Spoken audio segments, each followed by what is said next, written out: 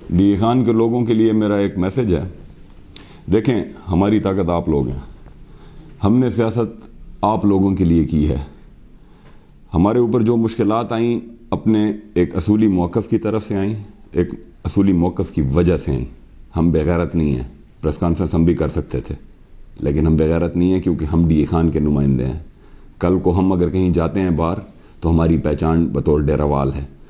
آپ لوگوں نے گھبرانا نہیں ہے.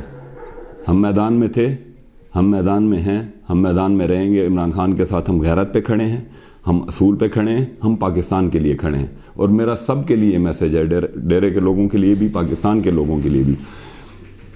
حالات جتنے بھی مشکل ہوں، حالات کبھی ایک جیسے نہیں رہتے. حالات اگر آپ کے اچھے ہیں تو شیشے میں اپنی شکل دیکھ کے دیکھا کریں کہ یہ خراب بھی ہو سکتے ہیں، اور اگر حالات کبھی خراب ہیں تو شیشے میں یہ اپنی شکل دیکھ کے یہ بھی دیکھا کریں کہ یہ کبھی ہمیشہ خراب نہیں رہیں گے. منظر عام پہ ہی ہیں. مطلب ابھی تو وہ جس طرح ہے نا کہ کچھ ہم چاہ رہے ہیں کہ تھوڑا سا یہ باقی کینڈیڈیٹس ڈی خان کے لوگوں پہ خرچہ مرچہ کر لیں، تھوڑا سا اس والی بات ہے. ان کے جو پیسے شیسے ہیں، بوریوں کو تھوڑی سی ہوا شوا لگ جائے. اور انشاءاللہ ود ان فیو ڈیز ہماری پراپر جو کمپین ہے کارنر میٹنگز کی یا جلسے وغیرہ کی، زیادہ تر تو ہمارا جو ڈیجیٹل وہ ہے وہ کارروائی تو ہماری شروع ہے. ساتھ آرگنائزیشنل ایشوز کے اوپر بھی ہم لوگ کام کر رہے ہیں، کیونکہ ہمارا جو ڈیٹا بینک ہے الحمدللہ وہ کافی ڈیجیٹلائز ہے. اس کے اندر ہمارے یو سی لیول کے اوپر ورکرز کی ٹیمیں وغیرہ وہ سارا کچھ ایکٹیویٹ ہے. تو ایک جو پراپر کمپین کا وہ ہے وہ نیکسٹ فیو ڈیز میں انشاءاللہ سٹارٹ ہو جائے گا. ہمارے 3 حلقوں پہ داخلے ہیں، NA44، PK113 اور PK112، یعنی سٹی 1 اور سٹی 2 اور NA کا حلقہ. کمپین نہیں کرنے دیں گے، جیلوں میں ڈال دیں گے. زیادہ سے زیادہ کیا کریں گے؟ پھانسی تو نہیں دیں گے نا. ہم کوئی دہشت گرد تو نہیں ہیں. ایک پولیٹیکل پارٹی ہیں، ہمارا حق ہے. اور پہلے بھی علی امین کے اوپر آپ کو پتہ ہے کہ 100 سے اوپر کیسز جو ہیں وہ بنا چکے ہیں یہ لوگ، اور سارے فیک کیسز ہیں. اس میں میجارٹی کیسز جو ہیں وہ اڑ گئے ہیں، کوائش بھی ہو گئی ہیں، FIR ہیں، اور اس کے اندر مطلب ایون سرزنش بھی ہوئی ہے پولیس کی کہ یار یہ کس طرح آپ لوگوں نے مذاق شروع کیا. جس طرح بھی تھوڑی دیر پہلے بات ہو رہی تھی کہ انور زیب خان ایک شریف آدمی، مطلب اس ایج میں اس کے اوپر آوارہ گردی کی FIR ہے، اور انہوں نے کہا کہ جی تیرے کاغذ ریجیکٹ ہو گئے.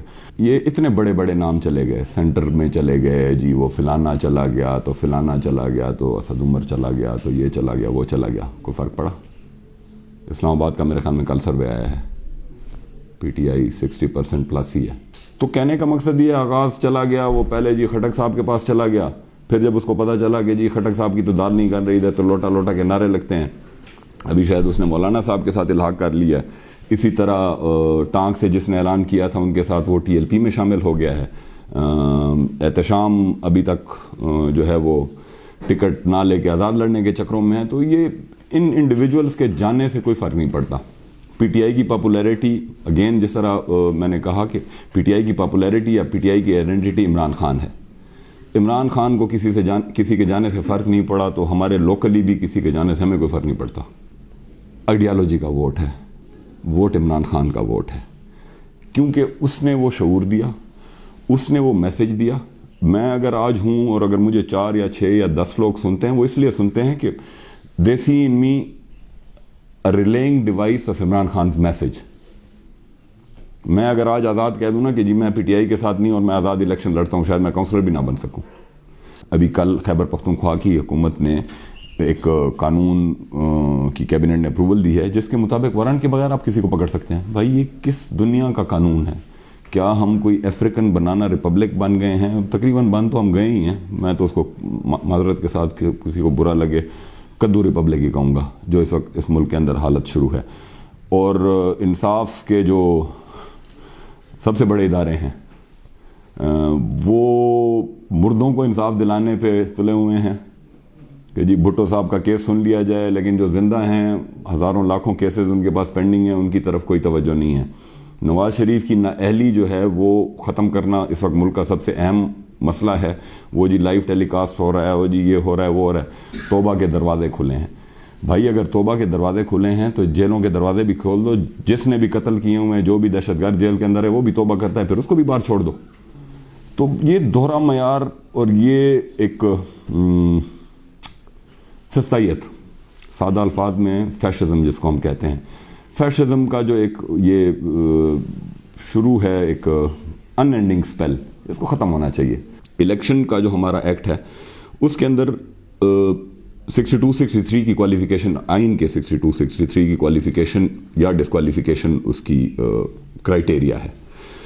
جب تک کوئی کنوکٹڈ نہیں ہے، مطلب سزا یافتہ نہیں ہے، اس وقت تک اس کو آپ الیکشن لڑنے سے نہیں روک سکتے، ایون اگر وہ جیل میں ہو، ایون اگر وہ اس حد تک مفرور ہو گیا ہو کہ اس کے مطلب جائیداد کھرک ہو جائے، XYZ جو بھی اس کے پروسیجرز ہوتے ہیں. اور علی امین تو پروٹیکٹیو بیل میں تھا ہائی کورٹ کی، جو کہ ریکارڈ پہ ہے.